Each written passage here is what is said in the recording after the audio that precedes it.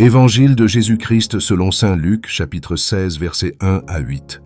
En ce temps-là, Jésus disait aux disciples, « Un homme riche avait un gérant qui lui fut dénoncé comme dilapidant ses biens.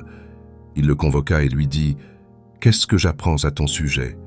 Rende-moi les comptes de ta gestion, car tu ne peux plus être mon gérant. » Le gérant se dit en lui-même, « Que vais-je faire, puisque mon maître me retire la gestion?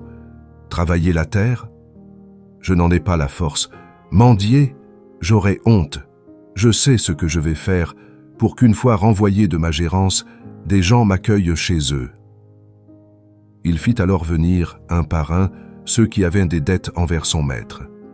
Il demanda au premier, « Combien dois-tu à mon maître ?» Il répondit, « 100 barils d'huile. » Le gérant lui dit, « Voici ton reçu.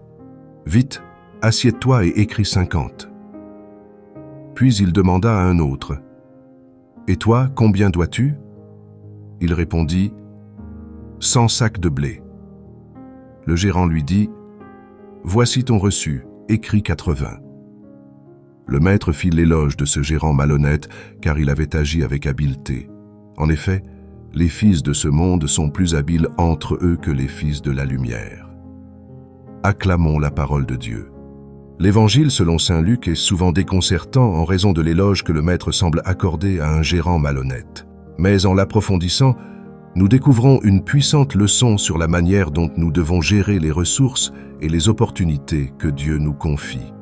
Ici, Jésus ne loue pas la malhonnêteté du gérant, mais sa ruse et sa capacité à tirer profit de sa situation pour garantir son avenir.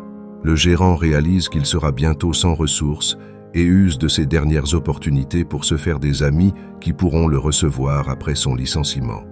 Par cette parabole, Jésus nous invite à une réflexion. De la même manière, sommes-nous appelés à utiliser de façon judicieuse et stratégique les biens matériels, non pour notre propre gloire ou enrichissement, mais pour l'avancement du royaume de Dieu. C'est une invitation à user de nos ressources avec sagesse et générosité pour notre vie éternelle et notre relation avec les autres. Les fils de lumière, c'est-à-dire les disciples, sont appelés à faire preuve d'ingéniosité dans leur manière de servir et d'aimer.